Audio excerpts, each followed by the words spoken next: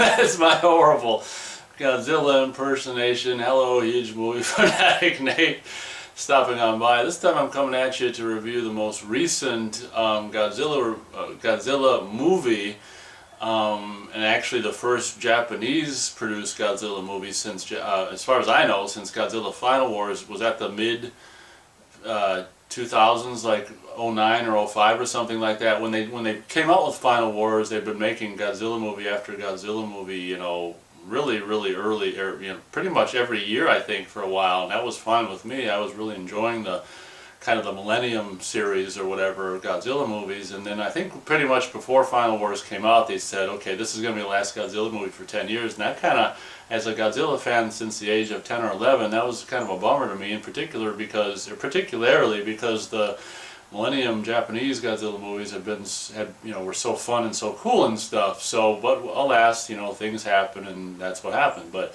so then, like, you know, cut to like 10 years later, or maybe a little over 10 years later, basically the Japanese produced their first Godzilla movie in, you know, I think at least 10 years, or maybe more than 10 years, by the name of Shin Godzilla. And this is something that I've been meaning to pick up for a long time. The price on this thing, I've been waiting for it to drop under 20 bucks.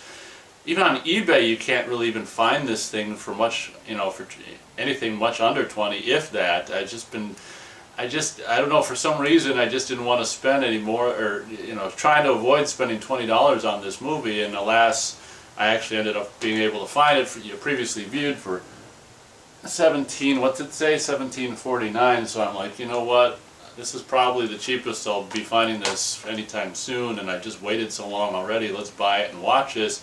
Being a huge Godzilla fan and basically owning every Godzilla movie ever made, I mean, obviously I was, you know, really kind of excited about this. And it should be said before I start the review that, you know, I was kind of concerned, you know, back when this came out on Blu-ray, and blue-ray.com put out a review of it. I was really concerned because all the screenshots, pretty much all of them, basically, I was really concerned because basically all the screenshots show nothing but basically a whole bunch of Asians sitting around in office buildings and office rooms and offices and stuff in front of computers and shit, and all these, you know, huge long tables, you know, full of tons of people sitting at the huge political bullshit table and shit. So all those screenshots, and, you know, kind of really worried me. And, you know, basically now, having seen the movie, I know why those are all the screenshots. I was like, why are there no other different shots? But that's because basically the whole 2 hours of this movie is spent pretty much in offices and these big rooms with big long tables with people sitting at them talking, is pretty much what this movie boils down to. Before I start the review, I'm going to say that I was extremely, I don't even know if I can express how disappointed I was in Shin Godzilla. And I will say, before I even start the review, I think it is, in my opinion, the all-time worst Godzilla movie I have ever seen, and that's even worse than 1998 American version, and even, yes, worse than the 2014 American Godzilla. And I suspect that this is going to hold, you know, until the Japanese maybe do another one or something. I suspect this is going to be the worst one probably for a while. I was really disappointed. So basically this is a 2-hour movie of just basically a whole bunch of Asians just sitting around in offices and political buildings and stuff, talking about, you know, I don't even know what the hell they were talking. I only saw this once, so, you know, bear with me as I try to recount what I can remember. I mean, there's really, I mean, for me, in my memory, it's basically 2 hours of them sitting around in offices talking. So there's not a lot to remember anyway. I don't know, you know, generally in Godzilla movies, when you get up into the 80s and 90s and the, you know, the Millennium series and stuff, usually Godzilla is something that they've dealt with before.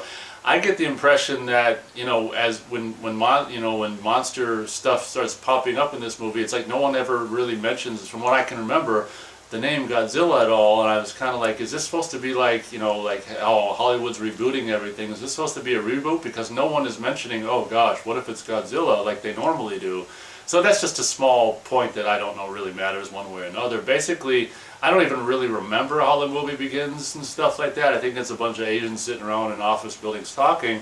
But what ends up happening, which I thought was kind of cool and creepy, is, and probably one of the best things about this movie is they do something completely different with Godzilla that they've never done before, which really takes, you know, the viewer, the Godzilla fan in particular, this one doing the review, really just kind of off guard and surprising that this other monster appears early on in the movie, where it's just kind of like sliding itself along with its hind legs along the ground. I mean, it's like kind of a big monster, like, you know, Godzilla's size or whatever, you know, just a big monster ends up showing up in the ocean or whatever and slithers onto, you know, shore in Japan or wherever the hell this, you know, movie takes place or whatever. Well, it's probably different cities, you know, I don't think it's Tokyo right away. Of course, it probably ends up arriving at Tokyo.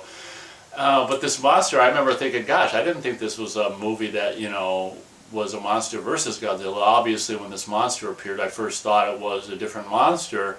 And I should be said that, you know, the visual effects, of course, you know, being pretty much digital. And that's one thing that's a bummer about this movie compared to all the other Japanese Godzilla movies up to this point is, I don't even know if they did a guy in a suit in this one. I really don't know a lot about the making of this movie. But whether they did a guy in the suit or not, you know, it doesn't really look like it. But if they did or not, one of the things that is really kind of a bummer about this movie is when, of course, the inevitable military and everything is shooting at Godzilla and stuff. From what I could tell, all of the explosions and the rockets and all the artillery and everything they shoot at him is all digital. And even from what I can tell, all the explosions on Godzilla are all digital and stuff. And for me, I mean, one of the best things, I mean, I like my favorite Godzilla movies are obviously the Japanese ones. And one of the coolest things, even in 2004 when they did Final Wars or whatever, they were still got people out in suits, monster suits, and miniatures, and, you know, in high-speed photography, and all these actual pyrotechnic, real-world explosions that just look so cool, and, you know, slow, you know, high speed and slowed down, and, you know, by shooting at high speed. That this, it should be said, if you haven't seen this movie and were on the fence about it or whatever, you should be said that, I mean, the explosions and the stuff, you know, shooting at Godzilla and all that stuff is completely nothing like the grand stuff of old, of, you know, all the Japanese Godzilla movies up to this point, where it's just really cool actual, you know, firework explosions as they hit Godzilla and all the missiles that miss them and all this kind of stupid shit. I really missed the, and again, I don't even know if they had a guy in a suit for this movie. I really missed the kind of the guy in the suit, you know, just miniature look to this movie. From what I can tell, I mean, this is pretty much, they probably, you know, destroyed, I don't know, they probably destroyed some models and shit or whatever, but you know, this is basically like kind of what they were doing with some of the Millennium Godzilla movies, where it was more like, you know, either it's a complete digital Godzilla, or in some of those earlier Millennium Japanese Godzilla movies, they're placing the guy in the suit digitally into real cityscapes and stuff, which I thought was kind of a cool thing as well.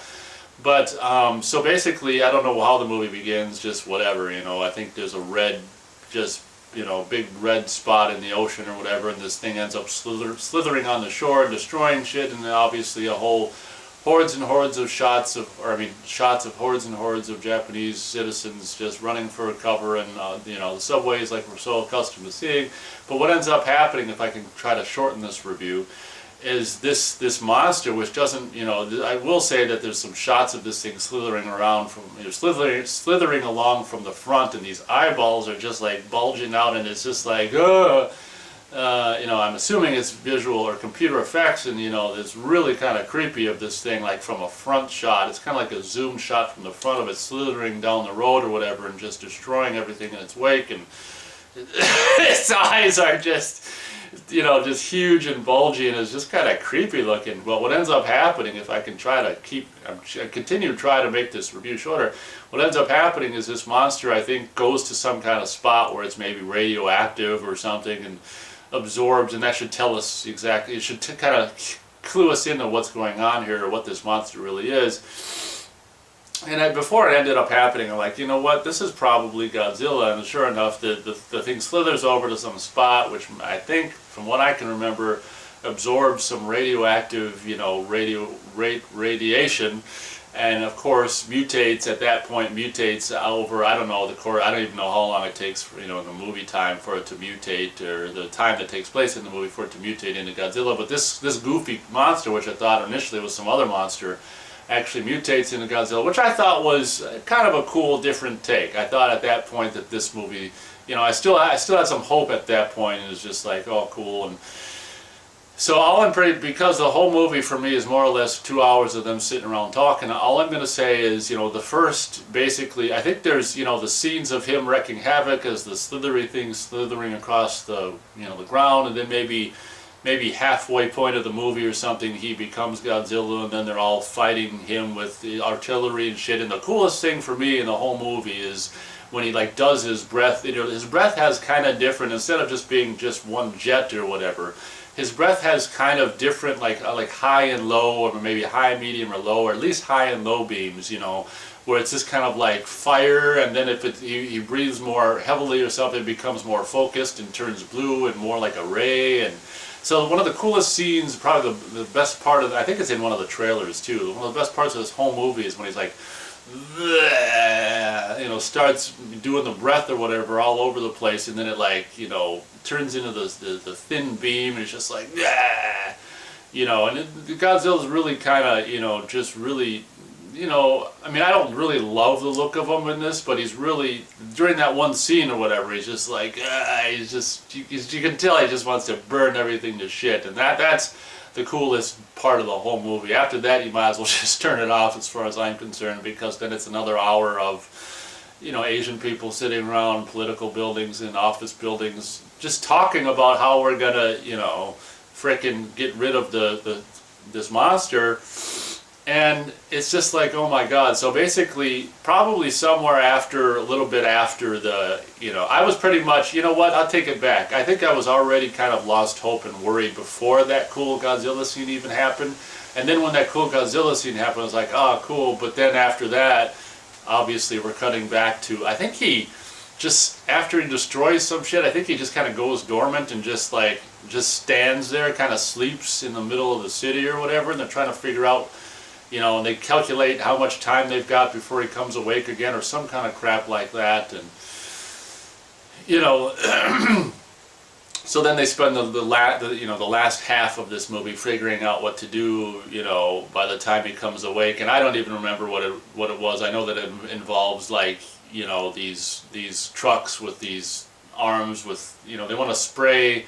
It's something very similar to, you know, so many of the other Japanese Godzilla movies. They want to spray, I don't know, it might be coolant or spray something in his mouth or whatever, and to get him, cool him down or something. I don't remember that, you know, how they kind of quote unquote defeat him at the end of the movie. But I will say that that's pretty much all I've got to say about this movie. I will say that there's like this really hot, as so many times in so many of these, you know, Godzilla movies, of course, Japanese ones, there's a really hot Asian chick, and it's really weird because I think she's supposed to be like American, I think she's supposed to be like from the American government, but, so she speaks a little bit of English and a little bit of Japanese, but she's really hot, kind of hot face, hot, pretty much hot everything. She's barely in the movie. Before I end this review, I do also want to comment on my utter disgust of the pretty much lack of any kind of character development. You know how like the other Japanese Godzilla movies, you know, they'll do character development, guys and girls getting together, having dinner, having a drink, having some, you know, just fun whatever time together. This whole movie, 2 hours worth, is just nothing. I don't think anyone, you know, takes a break or goes to dinner or nothing. The whole thing, from what I can remember, now don't quote me, I only saw it once, is just nothing but these people grinding in office buildings, trying to figure out, you know, first something appears, we're trying to figure out what it is, then once we figure it out, we're going to call it Godzilla or whatever, you know, Gojira, Godzilla or whatever, and then after they figure out what to call it, then they got to figure out what to do about it, and then after it grows and, you know, destroys the city, then they're like, okay, we got to figure out how to defeat it before it wakes up, and it's just like, I don't remember, you know, there's a couple scenes that involve like the, you know, one of the main guys and this hot American, Asian American chick or whatever talking. That's the closest we get in this movie from what I can remember, is just scenes that just kind of, you know, breathtaker scenes that allow you to just step away from like the, you know, figuring out the, you know, the problem and just fucking go to lunch, you know, go on a date, do something. Go make out in the back of your Toyota. Do something other than, this whole movie is 2 hours of them trying to problem solve shit. And of course, as I started the movie with Japanese language and English subtitles. Well, the whole movie is nothing but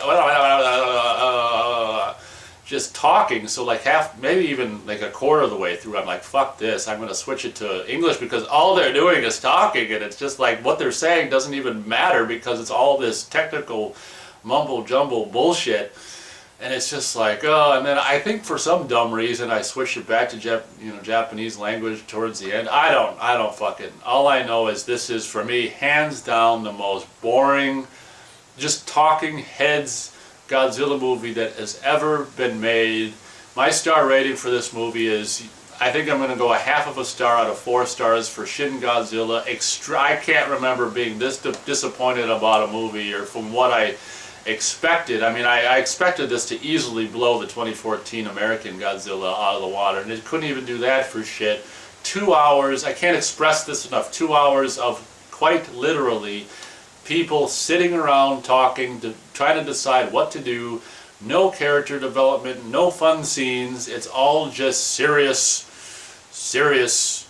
talking about how to, what this threat is and how to defeat it, and fucking A, what a goddamn Shin disaster this fucking movie is. I think this, this review's probably gone on way too long.